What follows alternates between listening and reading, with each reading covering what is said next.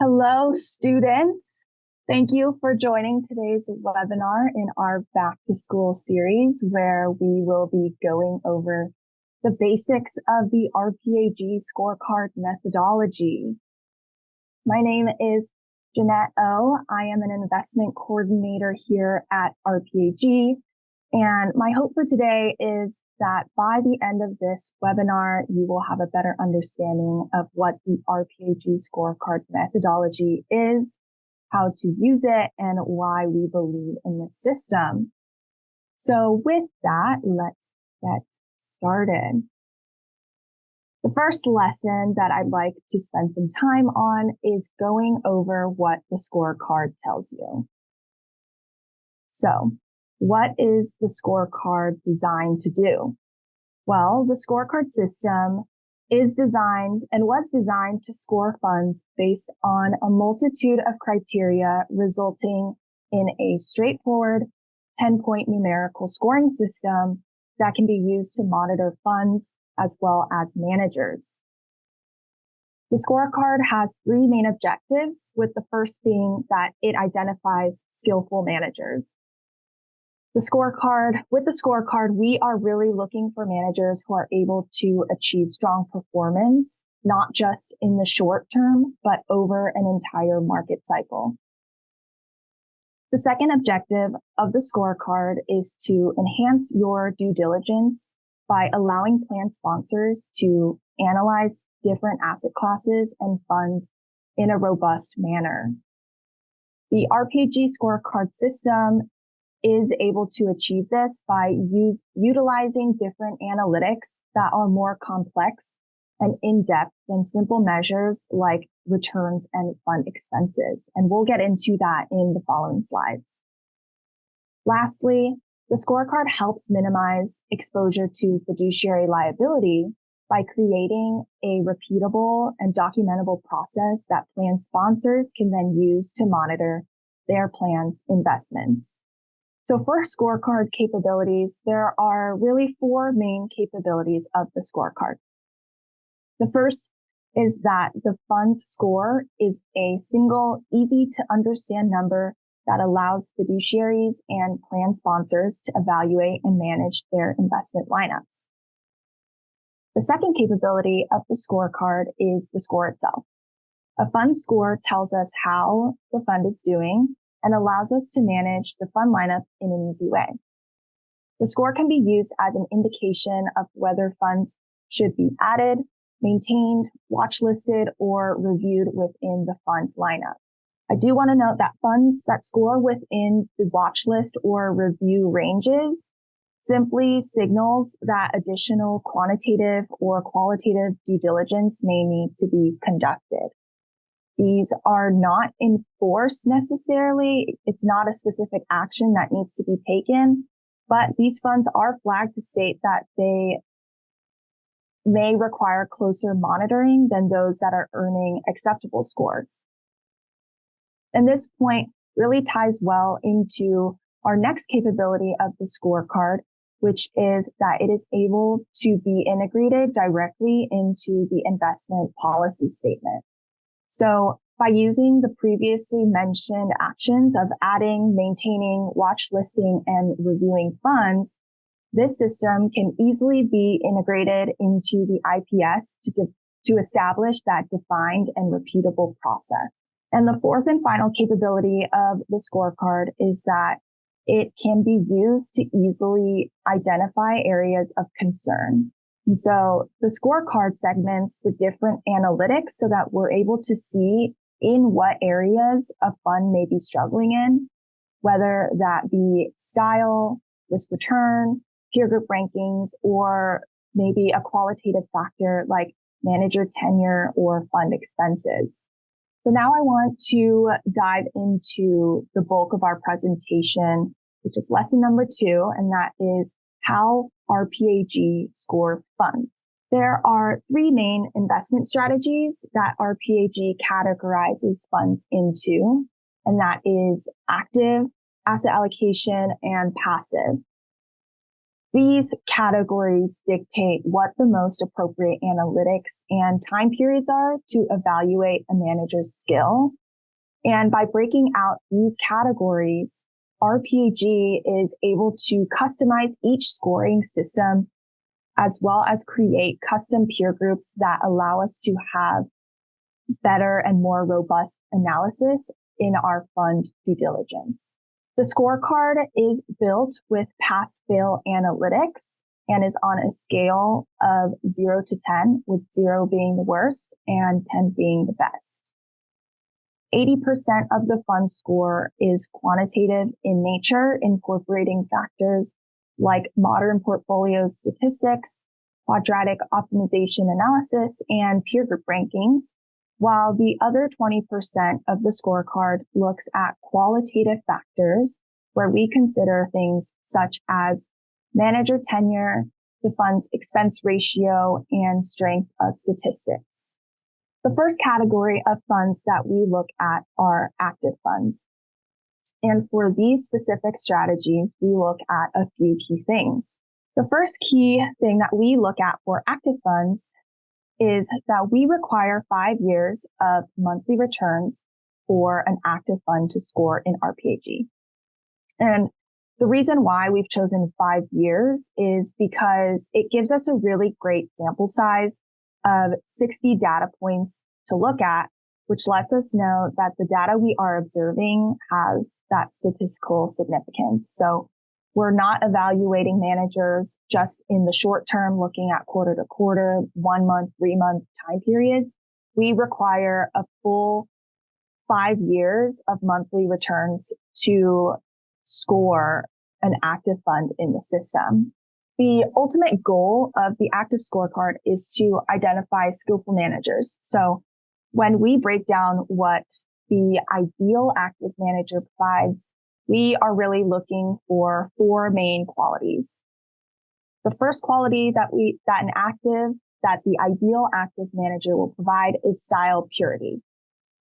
This is really important because we want to see a manager stay pure to the fund's stated objective or asset class. If we're trying to diversify a fund lineup or plan lineup by adding a large cap growth fund, it's going to be crucial to find a manager who really stays true to that large cap growth investment style. We don't want to see a manager drift into the mid or small cap space. And we also don't want to see a large cap growth manager start adding and investing more in the value style box. And so what we really want to see with our active management is style purity. The next key quality that we look for is outperformance. It's really important to make sure that we're getting what we're paying for with active management.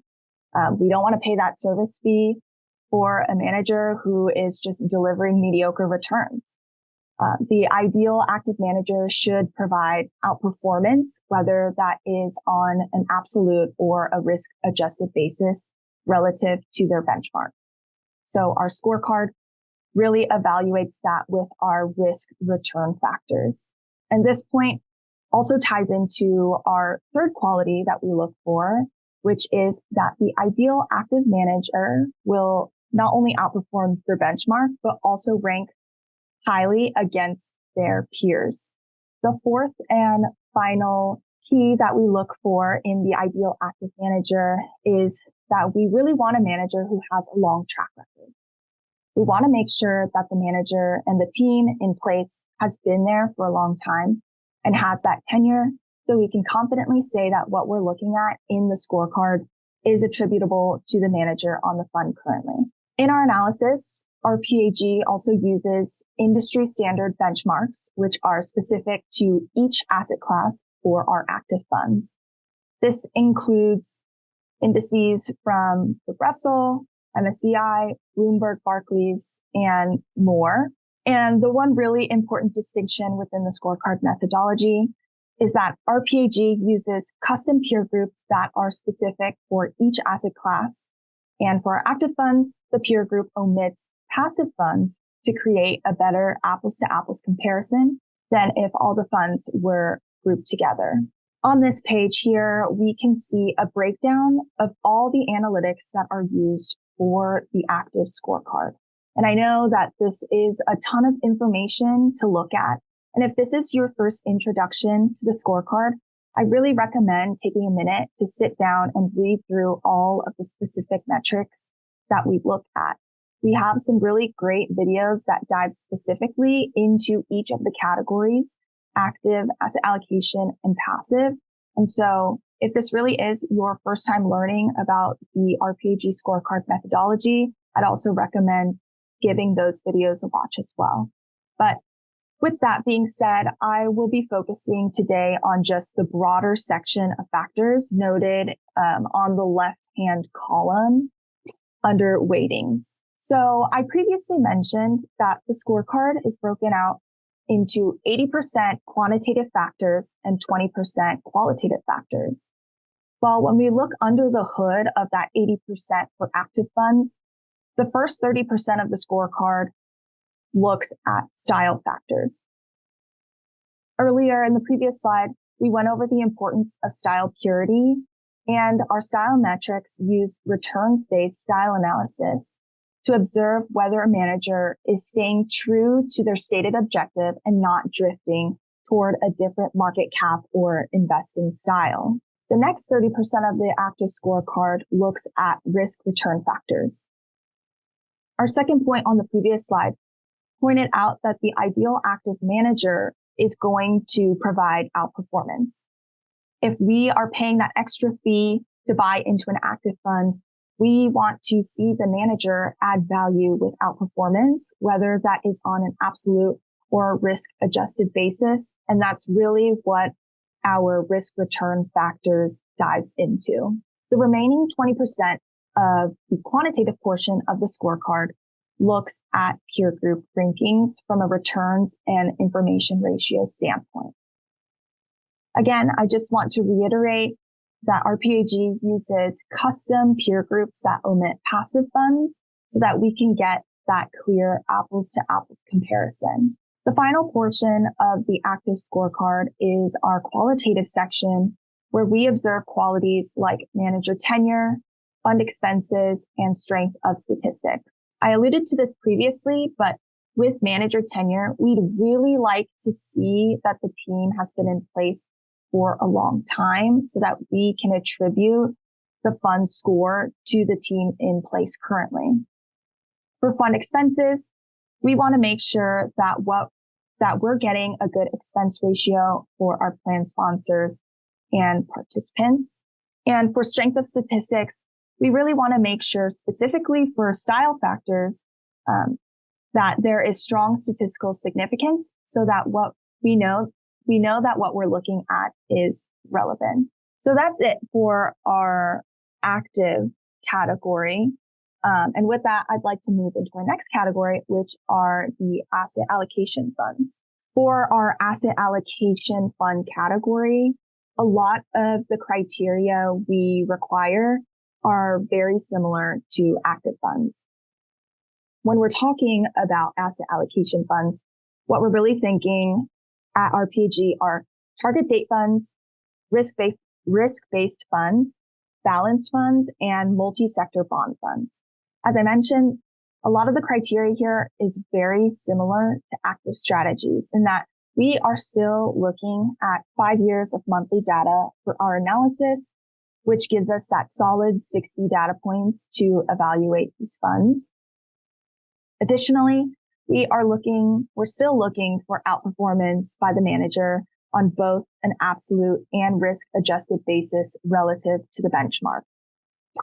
We still want that long track record with manager tenure, as well as funds that perform well against their peers. And with our asset allocation funds, we are still using those custom RPAG peer groups to ensure that we're evaluating funds in the appropriate peer group for that apples to apples comparison. And so we spent a lot of time talking about the similarities between active and asset allocation funds, but what's different? Well, for our asset allocation scorecard, we've replaced a couple of the style analytics to better evaluate diversification by the manager. Another unique quality about the asset allocation scorecard is that we use RPAG custom style benchmarks. For our asset allocation funds, we don't and can't really use industry standard benchmarks like with active strategies because there really isn't one. No 2050 vintage in a target date fund is going to be investing the same way as another 2050 vintage. And similarly, no two balanced funds are going to be the same. And so what RPAG has done to remedy that is use quadratic regression to create custom style benchmarks using the four main asset classes, which are US equities, international equities, US fixed income, and cash. I do want to note that if you ever pull an asset class report for an asset allocation fund, you'll actually be able to see the exact composition of the custom style benchmark for each asset allocation fund.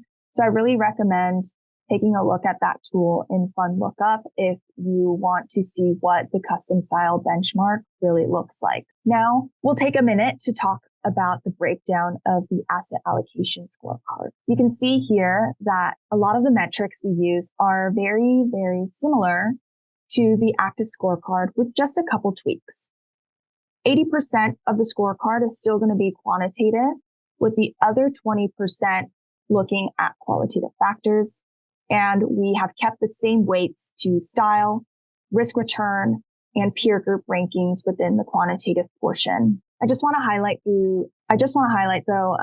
the changes within the style factors that are different for asset allocation funds, with the first being risk level. And what this metric really looks at is whether or not the fund has the appropriate risk level for its style. We use the 5-year standard deviation to determine which risk bucket the fund will fall into. And as long as a fund remains within its bucket, it will keep that point. But if it falls out on either spectrum, then the fund will lose that point. The second change to the style factors is going to be that second metric there called style diversity, which really evaluates whether the manager has properly diversified their portfolio. The rest is pretty similar to the active scorecard, and so I'll just skip over the remaining metrics. But this is the asset allocation scorecard. Another area that is slightly different than the asset allocation scorecard is going to be this target date fund scorecard. For our target date funds specifically, we like to use blended scores here. And the reason why we do that is because we want to measure target date funds by both how each target date vintage scores, and that's going to be your asset allocation score, as well as how well the fund manager is doing at selecting the underlying investments. And that's going to be denoted with that selection score. So to capture the blended score, the average of the asset allocation score, as well as the selection scores, are going to be given an equal 50-50 weighting to create that final target date fund blended score. I know that was like a complete mouthful and sounds horribly confusing. So I've actually included an example here of how the blended score is derived, and hopefully this makes a little more sense. But as you can see, this BlackRock Life Path Index target date series is given an allocation score of 7.7 as well as a selection score of 9.7. So when we take 50-50 weightings of those two values, we're left with a final score of 8.7. One thing that I haven't mentioned yet is that the RPAG scorecard across all categories rounds to the nearest whole number. So in this case, with the blended score of 8.7, it's going to round up the blended target date fund score to a 9. So that is how the blended score for our target date funds is derived. If there are any questions, I'd be more than happy to get into that. But for now, this was our asset allocation and target date fund scorecard. And we will move right on to the final category, which are passive funds. Now, passive funds are going to be evaluated in a slightly different manner from active and asset allocation funds. And that is really because we don't need to look at such long time periods as we do for those other funds. For our passive strategies, RPAG only requires 3 years of monthly data to receive a score, with the reason being that we are no longer looking for outperformance. In addition to that shorter time period requirement, there are a few things we are looking for in the ideal passive manager that's going to be different than for an active manager. The ideal passive manager, we are looking for passive funds to track their benchmark well as funds that stay true to their style purity and have low fund expenses, given that we no longer need to pay that service fee for active management.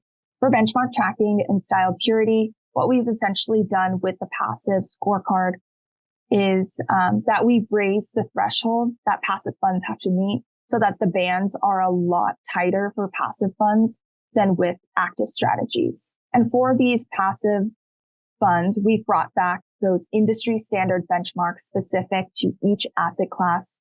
We're not creating a custom style benchmark like we do with asset allocation funds. And again, we are going to be using those custom RPAG peer groups that now omit active funds. By now, I'm sure everyone is familiar with this slide, but you will see that the weightings look a little more different from our active and asset allocation strategies. We are still keeping that general 80-20 split between quantitative and qualitative factors, but you'll notice that we've removed entirely the risk return factors from the scorecard and replaced them with more benchmark tracking and peer group analytics.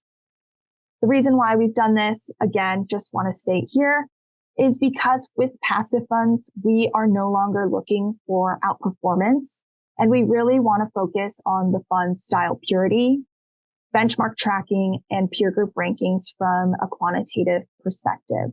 As always, the remaining 20% of the scorecard looks at qualitative factors, which you will find on that bottom row of the scorecard. So that was a lot. And so far, we've gone over what the scorecard is, how RPAG uses it to score funds, and the final lesson for today that I want to leave you with is why we use the scorecard, as well as talk about some of the advantages that the RPAG scorecard has. The scorecard has a ton of different advantages, and the first one that I want to talk about is that it aims to find good managers. Because we're not looking at just returns, because we're not just looking at expense ratios, the scorecard does a really great job in identifying those skillful managers by looking at a ton of different analytics to judge how well the manager is doing from both a quantitative and qualitative perspective. Secondly, the scorecard focuses on long-term performance. We're not narrowly focused on short-term performance like quarter to quarter, 1 to 3 months. And especially for our active and asset allocation funds, we're able to look at manager skill in the long run by requiring that 5 years of history to score. Next is that the scorecard integrates directly to the IPS using that scoring methodology, the 0 to 10 scale, with the watch listing, maintaining, adding, and reviewing funds to create that repeatable and documentable process. The scorecard also provides custom benchmarks for our asset allocation, which is a huge advantage because we are really able to see how well an asset allocation fund does against a benchmark. And the last advantage of the scorecard is that we use returns-based style analysis.